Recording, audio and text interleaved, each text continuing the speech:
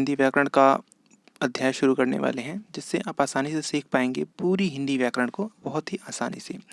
मैं समझता हूँ इतनी बड़ी पुस्तक पढ़ना और समझना बहुत ही मुश्किल होता है, और आप इस YouTube चैनल के माध्यम से बहुत आसानी से पूरी हिंदी व्याकरण को आसानी से समझ सकते हैं और दूसरों को समझा सकते हैं।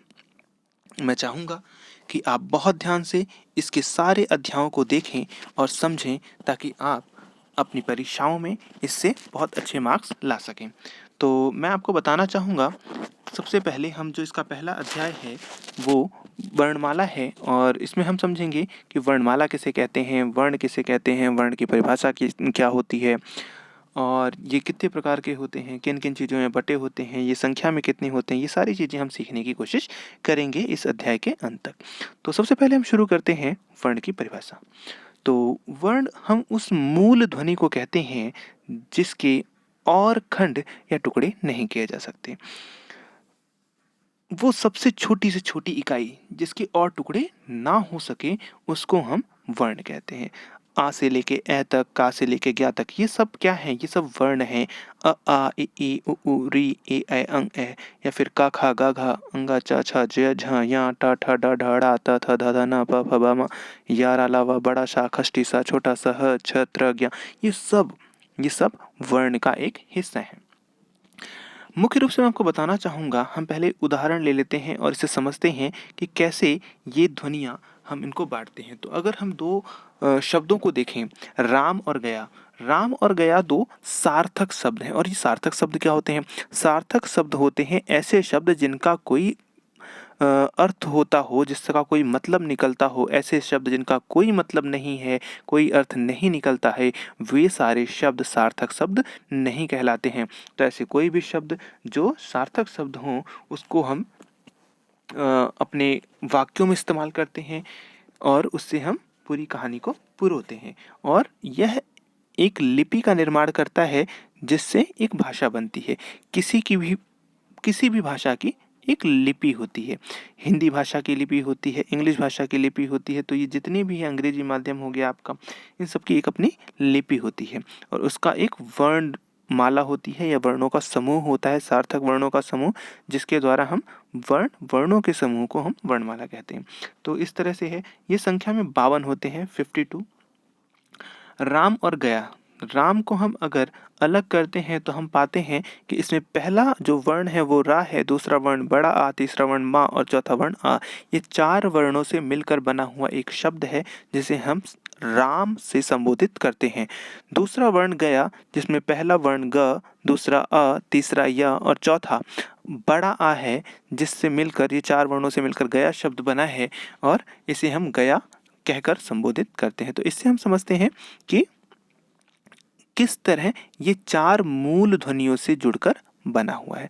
अब वर्णमाला की परिभाषा पढ़ लेते हैं हम लोग कि वर्णमाला किसे कहते हैं। तो हिंदी भाषा की सबसे छोटी इकाई ध्वनि होती है, जैसा कि हमने ऊपर पढ़ा, और इसी ध्वनि को ही हम वर्ण कहते हैं, और वर्णों के व्यवस्थित समूह को हम वर्णमाला कहते हैं।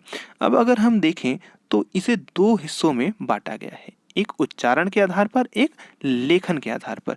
तो उच्चारण के आधार पर हम देखते हैं कि इनकी संख्या 45 होती है, वहीं लेखन के आधार पर इनकी संख्या 52 होती है। अब ये उच्चारण क्या है और लेखन क्या है? तो उच्चारण अर्थात बोलने के आधार पर किसी भी शब्द को, किसी भी वर्ण को हम किस तरह से उच्चारित करते हैं, किस तरह से बोलते हैं। तो इसके आधार पर अगर हम उन वर्णों को बांटें तो उनकी संख्या है 45, जिसमें 2 और तरह से हम बांटते हैं इनको, स्वर और व्यंजन। स्वर की संख्या इसमें 10 है और व्यंजनों की संख्या 35 है। 10 मैं आपको बता दूं, ये स्वर किसे कहते हैं। आ से लेके ए तक जो आप पढ़ते हैं ये सभी स्वर हैं, और का से लेके ज्ञा तक जो आप पढ़ते हैं ये सभी व्यंजन है।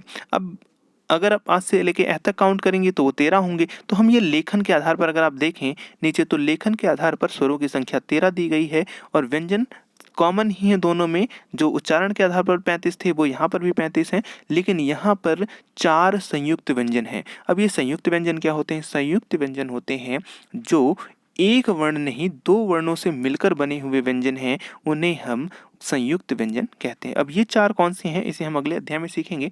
उससे पहले मैं आपको बताता हूँ कि हम कहने को समझते हैं, हमने पढ़ा भी है, आप लोगों ने भी पढ़ा है कि आ से लेके तक सारे स्वर हैं, का से लेके ज्ञा तक सारे व्यंजन हैं।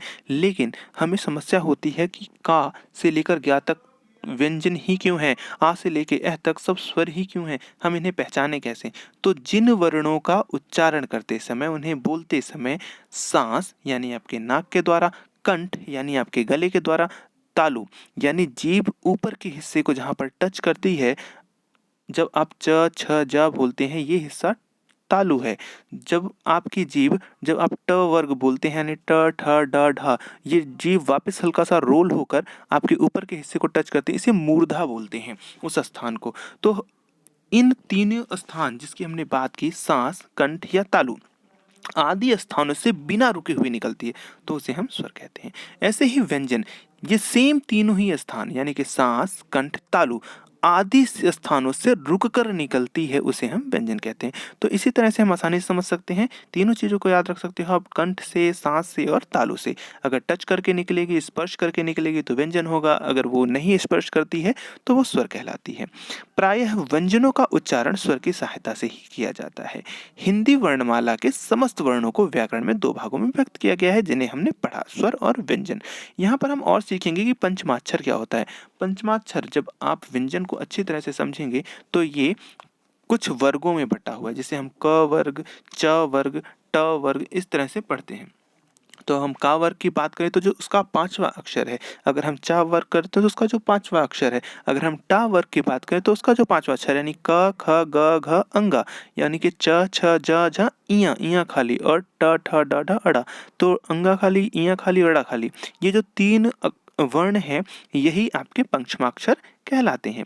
आधुनिक हिंदी में इन पंचमाक्षरों का प्रयोग बहुत ही कम होता है। इसके स्थान पर हम लोग बिंदी का प्रयोग करते हैं, अंक की बिंदु होती है उसका प्रयोग करते हैं, और इन्हीं का प्रयोग अब प्रचलन में ज़्यादा है। पहले, बहुत पहले के समय में जब हम वेद पढ़ते थे, उपन्यास पढ़ते थे, तो उनमें जो धार्मिक ग्रंथ लिखे गए 1500 ईस्वी से लेकर 500 ईस्वी तक के बीच में, उस समय वैदिक काल में, उनमें इन शब्दों का प्रयोग, इन वर्णों का प्रयोग ज़्यादा होता था, तो वहाँ पर आपको ये देखने को मिल जाएगा। पर अभी आधुनिक काल में इसका प्रचलन बहुत धीरे धीरे कम हो गया, जिसके स्थान पर हम अंकी बिंदी का प्रयोग करते हैं।